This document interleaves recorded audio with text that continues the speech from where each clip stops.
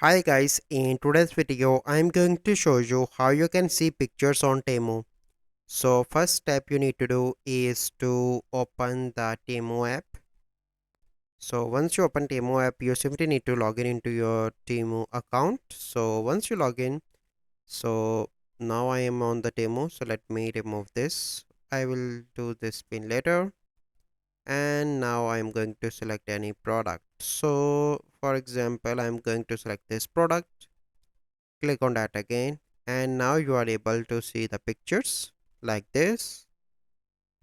And if you want to save into your smartphone, click here, and here you can see two options: copy link and more. And you can share that with any of your friend as well on different social media. Some products have option to save the product image, but some do not have. So you can save as well that have the option to save the image.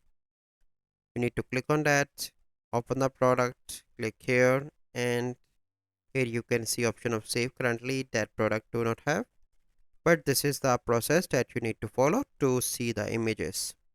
So I hope you find this video helpful. If you find this video helpful, must like this video, subscribe to our YouTube channel for future videos. We'll see you in the next video.